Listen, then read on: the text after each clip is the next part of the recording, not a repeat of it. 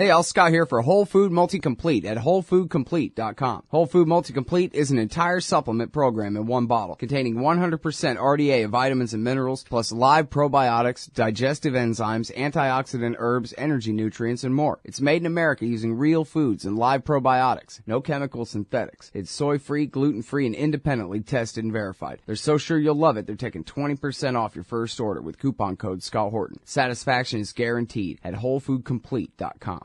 All right, y'all, welcome back. Now it's time to talk to Michael Boldin from the 10th Amendment Center. That's 10thamendmentcenter.com. Welcome back to the show. Michael, how are you doing? I'm pretty awesome, Scott. Thanks for having me on.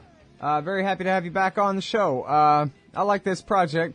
I like the 10th Amendment best out of the amendments. Strict constructionist, me.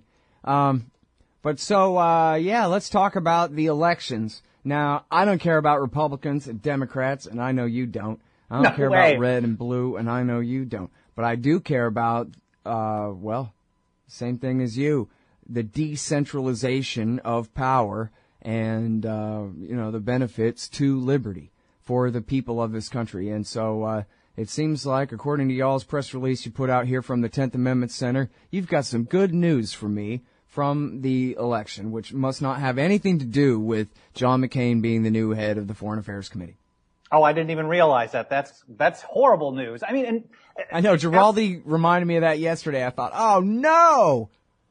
Yeah, things couldn't get worse than having McCain in charge of anything, especially there. But we don't focus any of our energy on the federal level because we realize that it doesn't matter if Republicans win, because in a few years, people are going to be clamoring for Democrats because how bad the Republicans are. And then a few years later, they're going to clamor for the Republicans again because the Democrats are so awful. And I'm sure we're exactly the same in thinking on that. But yes, there were some positive things that happened on the state level on Tuesday. And I think if people start putting more of their attention closer to where it should be, which is if we're talking about the advancement of liberty, that's towards the individual. The closer you get your activism towards the individual, the more success you can have. If you spend all of your time, your energy, your money, and your work and your activism on federal level stuff, I can guarantee you are going to fail if you want to advance liberty. So that's why we're excited about a few of these ballot measures that actually passed. I think one of the big ones, at least in my book, I think is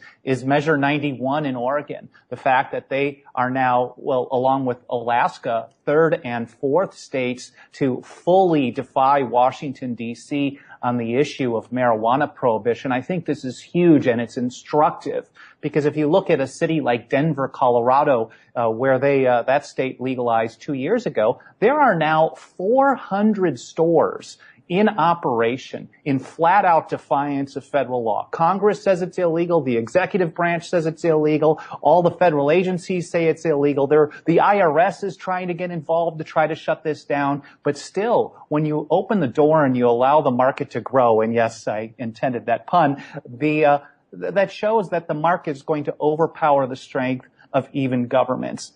And while the end result for liberty isn't the idea of, okay, let's tax and regulate. That isn't pure freedom, obviously. But this is a very strong step forward, and it's up to people who believe in more liberty to educate and activate for something better moving forward. But the door is certainly open. And what I like about, not to just keep rambling on this, what I really like about Oregon's Measure 91 is it was a twofer. Not only did they just legalize marijuana for recreational purposes, but they also are authorizing the growth, production, and commerce of industrial hemp. And this is a product that is used in everything from clothing to paper goods, to oils, food products. I mean, I can go to a Whole Foods and pick up tons of foods made with hemp, but unfortunately this hemp is forced to be imported. It's more expensive because it has to be imported.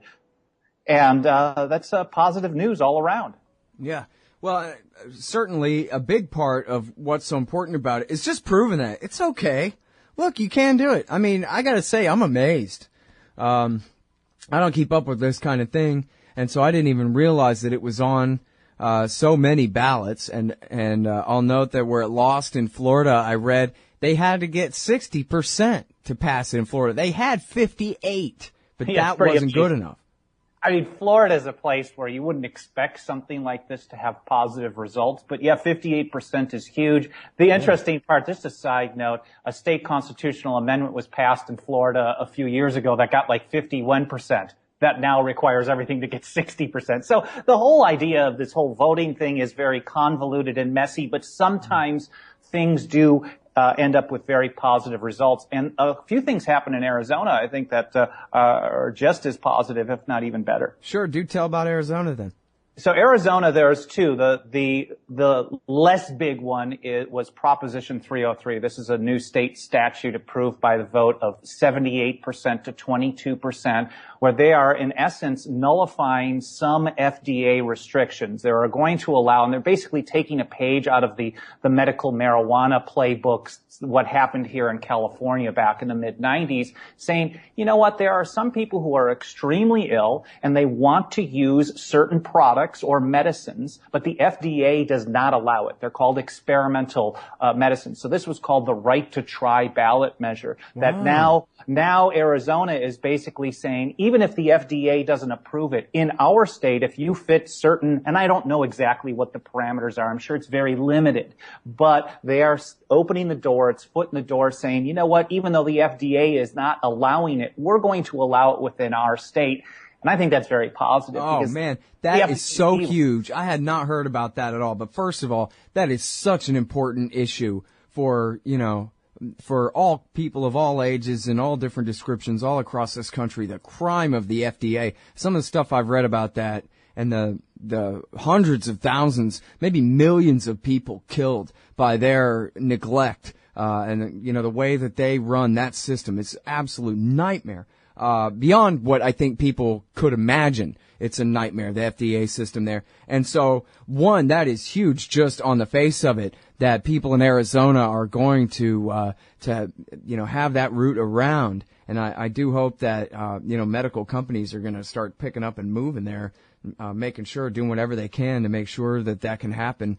For people. But also the other thing is, boy, does that prove how much the people of this country do not love this government, do not believe any longer that, well, geez, if there's a problem with quack medicine, probably what we should do is centralize all decision making in Washington, D.C. and let them worry about it. We don't believe in that anymore. And here's the other wrinkle there too is, the old people lobbies. I mean, it must have been the, I don't know if it was the AARP or what all lobbies were in on this in Arizona, but there are other states in the union where you have huge percentages of senior citizens who are very democratically engaged and have a tremendous interest in seeing the liberalizing of laws like this. So I think this could, really herald a movement probably if it gets publicized enough.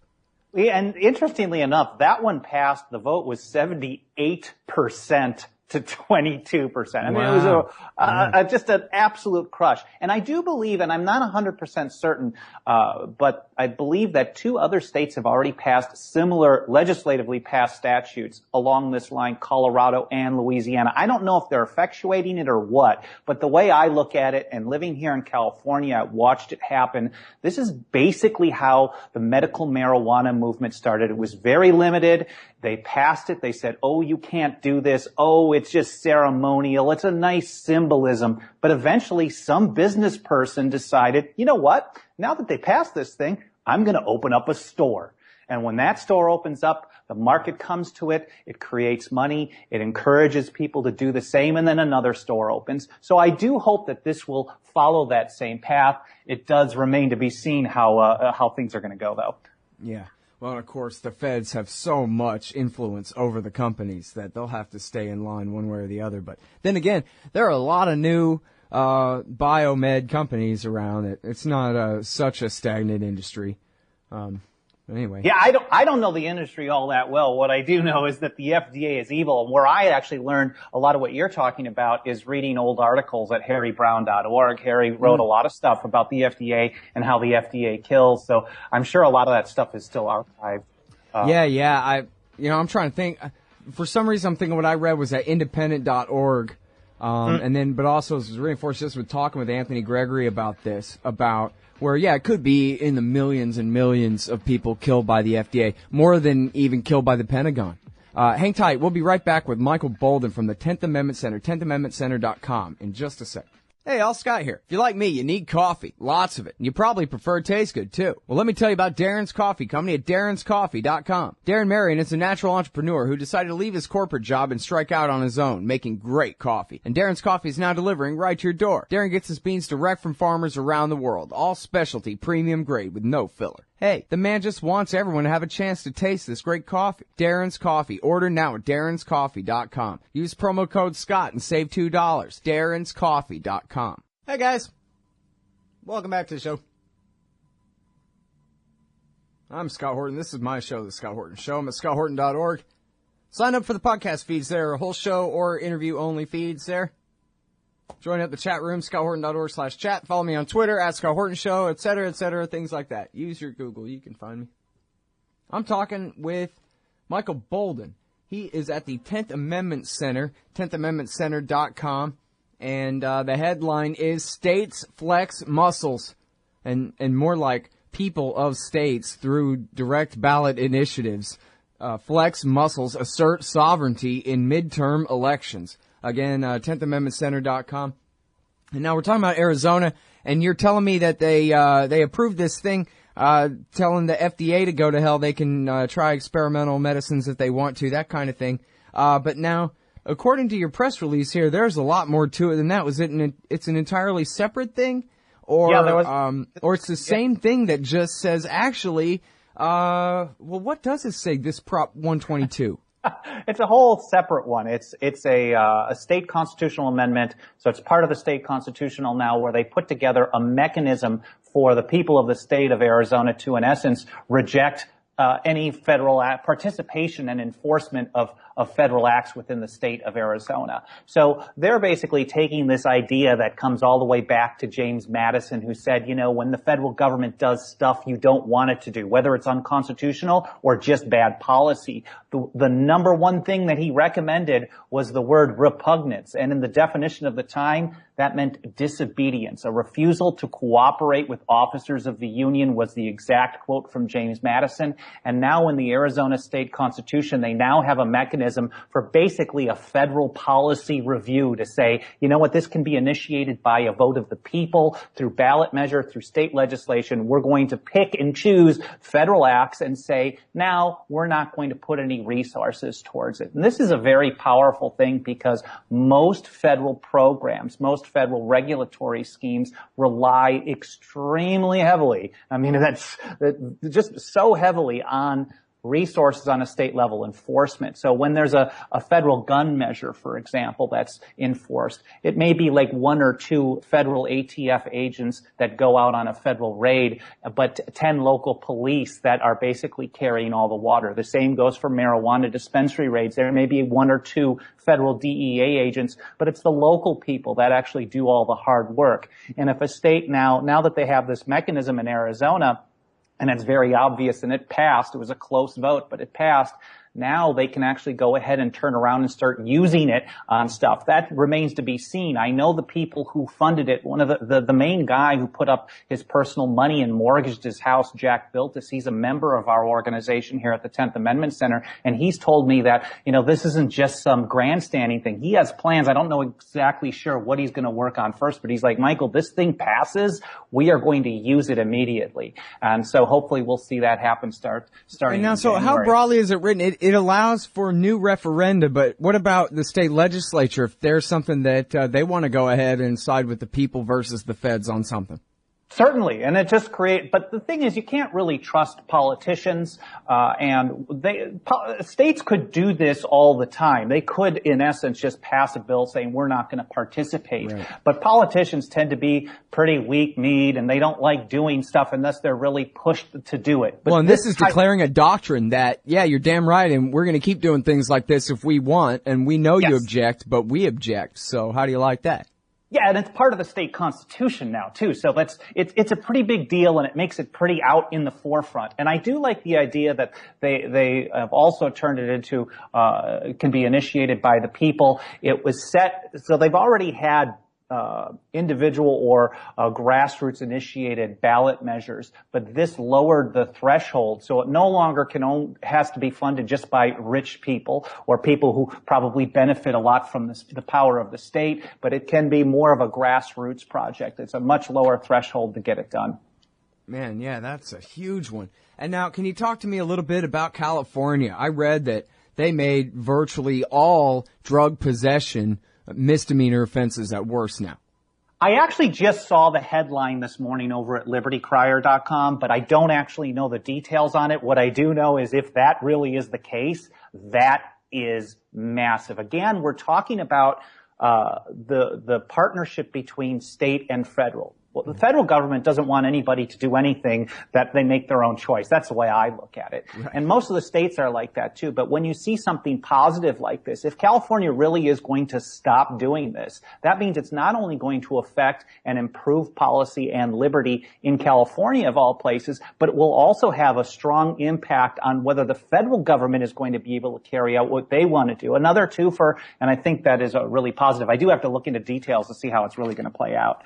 Well, I read a bit about it, and they were, first of all, it wasn't just drug possession. It was also they were raising the dollar amount for what counts as felony theft. And then I think even retroactively, they're going to go back and review all kinds of nonviolent felonies.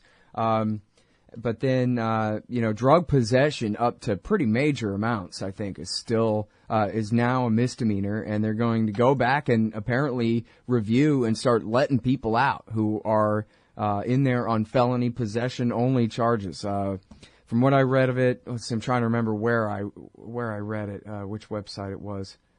Man, that's huge. It may have been Boing Boing or one of those. Had a pretty good breakdown of it. And, man, Michael, it was severe. It sounded like a real rollback of the police state in California. I mean, not the ability of the cops to do whatever they want to whoever they want. Right, of course, they still have that power, I'm sure. Sure. Yeah, I didn't mean that.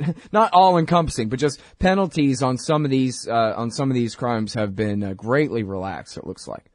Well, and I think it's very easy for people who understand what liberty really is. It's the barrel of a gun. I think it's very easy to get bogged down in negativity and pessimism because everywhere you turn, there's always something. There's always some problem and some bad thing and someone threatening to use violence to force you to do something a certain way. But Rothbard even wrote about this decades ago. He basically said that the thing that plagues libertarians is this needless and debilitating pessimism. So I think it's great that you see, like I do, these, even if they're narrow victories, something is positive. What liberty needs to gain a strong foothold is a foot in the door, a crack, a tiny crack, and I believe it can grow. And I think the marijuana movement is really proof of that. Mm-hmm. Yeah, well, and another part of this, and it's something that we've talked about before, and it's easy to talk about as libertarians. We're, we don't have to be married to either side.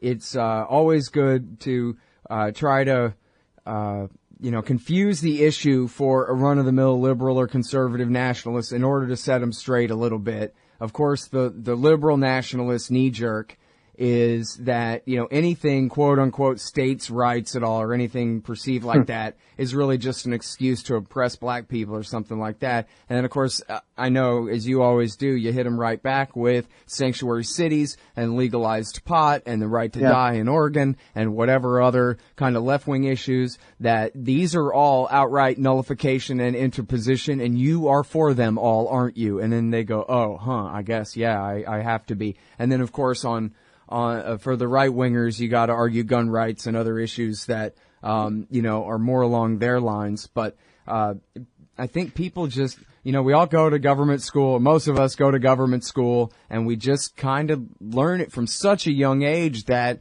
all decisions flow from D.C. That's just how it is. So I think, speaking of these little victories, these narrow victories, it really, they're small proofs that it does not have to be that way, and that we actually can push back from the local level up. You know what we actually call most of what you just, there's an official phrase for most of that, presenting it in ways that people appreciate. It's called the Horton Rule. Yeah. It's the out left the left and out right the right. And you've said this stuff for years, and it's very true, and it's actually very effective. We've been able to build really strong campaigns by just, instead of trying to sell everybody on everything all the time, finding out what's important to that person. And we can always present a solution to them that will advance the issues that are important to them. Yeah. Well, and of course it's easy, and any libertarian can do it, because any libertarian is automatically better than the right and the left on all the things that they are good on. We're even better than them on all those things. So we can always find ways to agree with them and then bring them even further our way.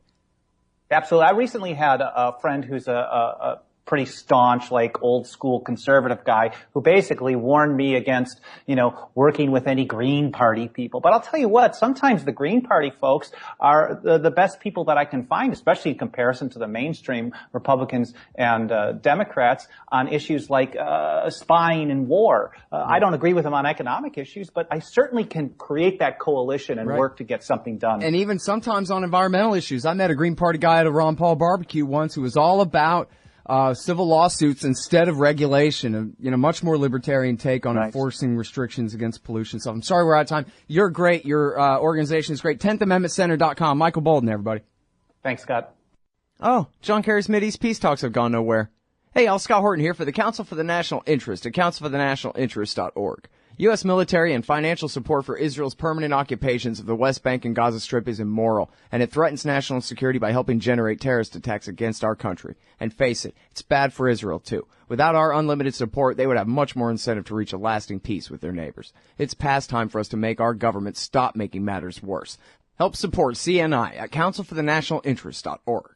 Hey, y'all, Scott Horton here, and I'm so excited about commodity discs from commoditydiscs.com. They're 1-ounce silver pieces with a QR code engraved on the back side. Scan the code with your phone and get the instant spot price. Commodity discs are paving the way forward for the alternative currency community in America and around the world. The QR code Commodity Disc. Technology has now finally made a real free market silver currency viable. And anyone who donates $100 or more to the Scott Horton Show at scotthorton.org/donate gets one free. That's commoditydiscs.com.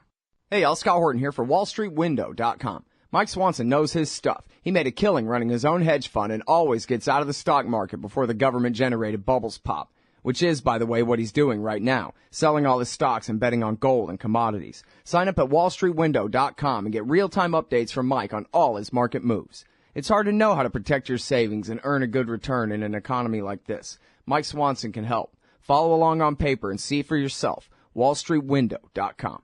Hey, I'm Scott Horton here to tell you about this great new book by Michael Swanson, The War State. In The War State, Swanson examines how Presidents Truman, Eisenhower, and Kennedy both expanded and fought to limit the rise of the new national security state after World War II. If this nation is ever to live up to its creed of liberty and prosperity for everyone, we are going to have to abolish the empire. Know your enemy. Get The War State by Michael Swanson. It's available at your local bookstore or at Amazon.com in Kindle or in paperback. Just click the book in the right margin at scotthorton.org or thewarstate.com.